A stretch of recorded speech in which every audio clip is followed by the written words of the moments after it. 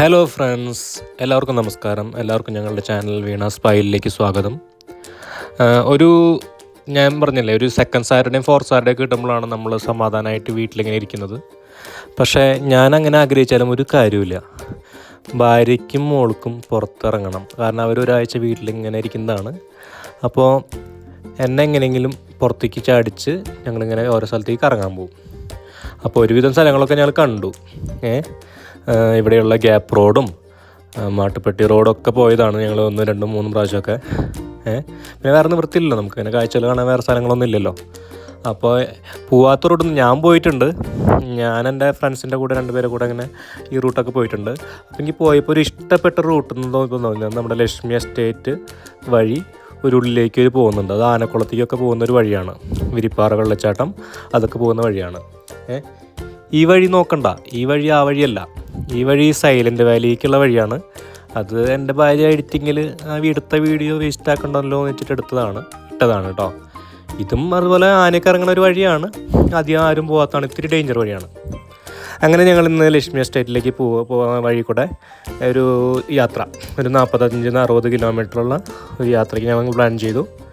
വഴിയിൽ ഞങ്ങളൊരു എന്താ പറയുക, നല്ല ഭംഗിയുള്ള ഒരു മരം, നമുക്ക് സിനിമകളിലും പാട്ടുകളിലൊക്കെ കാണാൻ പറ്റുന്നൊരു മരമാണ്. അപ്പോൾ അവിടെ നമ്മൾക്ക് പൂവ് വേണമെന്ന് പറഞ്ഞു.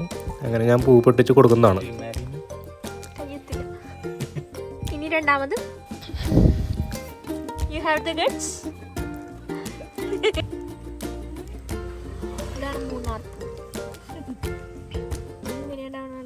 ഇതാണ്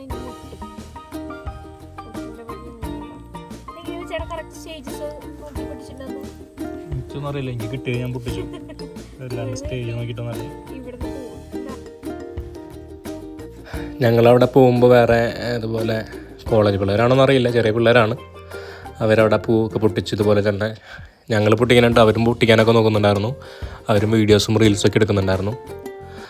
അങ്ങനെ വളരെ മനോഹരമായ വഴി കൂടെ അധികം തിരക്കൊന്നും ഇല്ലാണ്ട് ഞങ്ങളിങ്ങനെ പോയിക്കൊണ്ടിരിക്കുകയാണ്.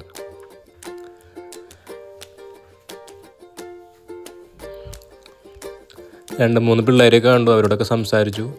നമ്മളോട് ഇങ്ങോട്ട് വന്നിട്ട് അവർ hi hello how are you എന്നൊക്കെ ഇങ്ങനെ പറഞ്ഞു കേട്ടോ.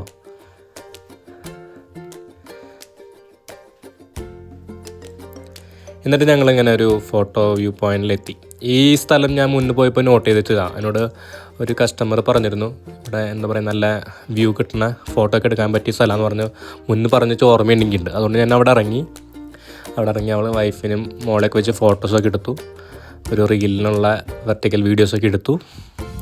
അപ്പോൾ കുറച്ച് നേരം നിന്നപ്പോഴേക്കും ഭയങ്കരമായിട്ട് കോടയൊക്കെ ഇറങ്ങി നല്ല സൂപ്പറായി.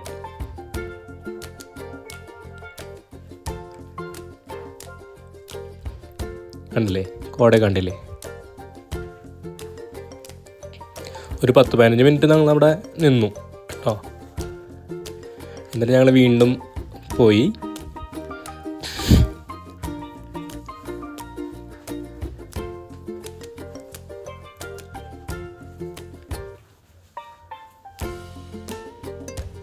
നല്ല രസമുള്ള യാത്രയാണ്. പതുക്കെ, നമുക്ക് അത്ര വലിയ റഷ് പിടിച്ചൊന്നും ഓടിക്കൊന്നും വേണ്ട.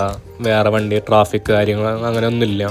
ഇടയ്ക്ക് ഒരു 1 കിലോമീറ്ററിലോ 2 കിലോമീറ്ററിൻ്റെ ഗ്യാപ്പിൽ ഓരോ ടൂറിസ്റ്റുകളെ കാണാം. ടൂറിസ്റ്റുകൾ എന്ന് പറഞ്ഞാൽ നമ്മൾ മലയാളീസ് തന്നെയാണ് കൂടുതലും. അവർ വന്നിങ്ങനെ ഓരോ പിള്ളേർ സെറ്റുകളാണ് കൂടുതൽ. അവർ നിങ്ങൾക്ക് ഫോട്ടോ എടുക്കുന്നുണ്ടാവും, ഇടയിൽ നിന്നിട്ട് അവർ റീൽ ചെയ്യുന്നുണ്ടാവും. അപ്പോൾ അവരൊന്നും ശല്യം ചെയ്യാണ്ട് നമ്മൾ മാറി നിന്നിട്ട് കണ്ടോ, അറ്റത്ത് കണ്ടോ, കുറേ കുട്ടികളൊന്നും ഫോട്ടോ സെഷനും കാര്യങ്ങളൊക്കെ ഉണ്ട്.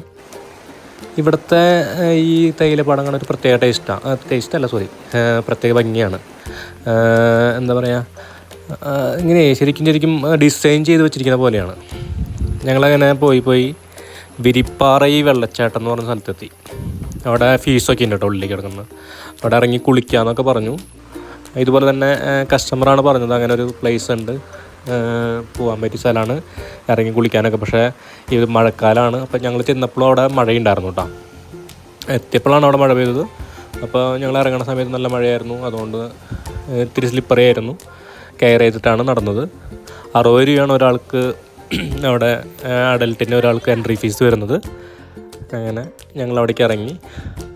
60 രൂപയ്ക്കുള്ളതുണ്ടോ എന്ന് ചോദിച്ചു കഴിഞ്ഞാൽ പറഞ്ഞാൽ അത് യൂസ് ചെയ്യുന്നതിനനുസരിച്ചിരിക്കും. കാരണം ഇറങ്ങി കുളിക്കൊക്കെ ആണെങ്കിൽ ചിലപ്പോൾ നമുക്കത് വെറുത്തായിരിക്കും. പക്ഷെ ഞങ്ങൾ ജസ്റ്റ് പോയി ആ വെള്ളച്ചാട്ടം കണ്ട് 2 ഫോട്ടോ എടുത്ത് തിരിച്ചു പോകുന്നു, അത്രയേ ഉള്ളൂ. അപ്പോൾ ഞങ്ങൾക്ക് അത് അത്ര എന്താ പറയുക കുറച്ച് പെട്ടെന്ന് കയറി ഇറങ്ങിയ കാരണം അത്രയ്ക്ക് വെറുതായിട്ട് തോന്നിയില്ല. അങ്ങനെ പിന്നെ മഴയായിരുന്നല്ലോ, നമുക്ക് കുറേ അങ്ങനെ സ്പെൻഡ് ചെയ്യാനും തോന്നിയില്ല അവിടെ. പിന്നെ ആ ടൈമായപ്പോൾ ഞാൻ പറഞ്ഞില്ലേ വൈകിട്ടൊരു 3:30 ആ ടൈമൊക്കെ ആയിട്ടുണ്ട് ഞങ്ങളവിടെ എത്തിയപ്പോൾ. പിന്നെ ഞങ്ങൾ അവിടെ നിന്ന് പോകുന്നു. അപ്പോൾ അവിടെ സെക്യൂരിറ്റിക്കാരൊക്കെ ഉണ്ട്. അപ്പോൾ സെക്യൂരിറ്റിക്കാരോട് ഞാൻ ചോദിച്ചു ഇവിടെ നിന്ന് ആനക്കുളത്തേക്ക് എത്ര ദൂരമുണ്ട് ചേട്ടാന്ന് ചോദിച്ചപ്പോൾ പറഞ്ഞു ഇവിടെ നിന്ന് ഒരു 20 കിലോമീറ്റർ ഉണ്ട്, എന്തായാലും ഒരു അരമണിക്കൂർ പിടിക്കുമെന്ന് പറഞ്ഞു. അങ്ങനെ ഞങ്ങൾ അവിടേക്ക് പോകാൻ അവിടെ ബോർഡൊക്കെ വെച്ചിട്ടുണ്ട്, ആനക്കുളം എന്താണ് മാങ്കുളം എന്താണ് അങ്ങനെ കുറേ ബോർഡുകളൊക്കെ വെച്ചിട്ടുണ്ട്. അപ്പോൾ നമ്മൾ അവിടെ നിന്ന് പോകാൻ തീരുമാനിച്ചു. അപ്പോൾ ഞാൻ ചോദിച്ചു അവിടെ, കാരണം ഞാൻ മുന്നേ ഇതുപോലെ ഫ്രണ്ട്സായിട്ട് ആനക്കുളത്തേക്ക് പോയിട്ടുണ്ടേ.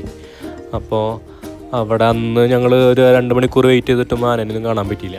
അപ്പോൾ ഞാൻ ചോദിച്ചു അവിടെ ആനയുണ്ടോ വെറുതെ, അല്ലെങ്കിൽ പോയിട്ട് കാര്യം ഉണ്ടാവില്ല. അപ്പോൾ അവർക്ക് വാട്സപ്പ് എന്തോ ഗ്രൂപ്പൊക്കെ ഉണ്ടെന്ന് തോന്നുന്നു. അപ്പോൾ വാട്സപ്പിൽ നിന്ന് പറഞ്ഞു സാറേ ഒരു 10 ആന അവിടെ ഇറങ്ങിയിട്ടുണ്ട്, ഇപ്പോൾ ഒരു കൂട്ടം ഇങ്ങനെ ഇറങ്ങി കഴിഞ്ഞാൽ മിനിമം 2 മണിക്കൂറെങ്കിലും അവിടെ ഉണ്ടാവും, അപ്പോൾ വേഗം വിട്ടോളാൻ പറഞ്ഞു. അങ്ങനെ ഞങ്ങൾ അപ്പോൾ എന്നെ വണ്ടി എടുത്ത് വിട്ടു. അവിടെ ഞങ്ങൾ എത്തിയപ്പോൾ തന്നെ കണ്ടാ ആനക്കൂട്ടങ്ങൾ 12 ആന ഉണ്ടായിരുന്നു അവിടെ. 3 ചെറിയ കുഞ്ഞാന, പീലുവിൻ്റെ പോലത്തെ കുഞ്ഞാനകളുണ്ടായിരുന്നു, പിന്നെ പിടിയാനകളും ഉണ്ടായിരുന്നു. അപ്പം ഞങ്ങളവിടെ ഇരുന്നു, ഐസ്ക്രീമൊക്കെ വാങ്ങിച്ചു, ടൈം പാസ്സൊക്കെ ചെയ്തു. ഒരു 1 മണിക്കൂർ ഞങ്ങളവിടെ നിന്നു. 5:30 വരെ ഞങ്ങളവിടെ ഉണ്ടായിരുന്നു. അപ്പോൾ ആക്ച്വലി ഞങ്ങൾക്കൊരു ഗസ്റ്റ് വരാമെന്ന് പറഞ്ഞിട്ടുണ്ടായിരുന്നു ഞങ്ങളെ മൂന്നാർക്ക്. പുള്ളിക്കാരിക്ക് ഇടമലിക്കുടി ഒന്ന് പോകണമായിരുന്നു. അപ്പോൾ ഞങ്ങൾ ഈ ആനനെ കണ്ടിങ്ങനെ ആസ്വദിച്ചിരുന്ന കാരണം സമയം പോയതൊന്നും അറിഞ്ഞില്ല. പെട്ടെന്ന് 5:30ക്കാണ് ആൾ വിളിച്ചിട്ട് പറയുന്നത് സാറേ ഞാനിവിടെ എത്തി, മൂന്നാർ എത്തിയെന്ന്. അപ്പം ഞങ്ങൾ വേഗം ആനനെ കാണലൊക്കെ അവസാനിപ്പിച്ചാൽ മുളക് ബജ്ജിയൊക്കെ മേടിച്ചിട്ടുണ്ടായിരുന്നു, അതുപോലും കഴിക്കാണ്ട് ഞങ്ങൾ വേഗം മൂന്നാർക്ക് തിരിച്ചു. ഇടയിൽ ആനകളുടെ തല്ലൂട്ടൊക്കെ ഉണ്ടായിരുന്നു കേട്ടോ. ഈ പിടിയാനകളാണെങ്കിലും ഒച്ചയ്ക്ക് എടുത്ത് അങ്ങോട്ടും ഇങ്ങോട്ടും ഓടിക്കലും കുത്താനും പിടിക്കാനും ഒക്കെ പോലുണ്ടായിരുന്നു. പീലുവിനെ ഏറ്റവും ഇഷ്ടമായത് കുട്ടിയാനകളാണ്. ഞാൻ നല്ലോണം സൂം ചെയ്ത് വീഡിയോ ഒക്കെ എടുത്ത് കാണിച്ചു കൊടുത്തു. പിന്നെ അവർക്ക് വേണമെങ്കിൽ കയറിയൊക്കെ വരാം കേട്ടോ. ഞാൻ അവിടെ കടക്കാർ പറഞ്ഞു കേട്ടു ഇടയ്ക്കൊക്കെ കയറി വരാണ്ട.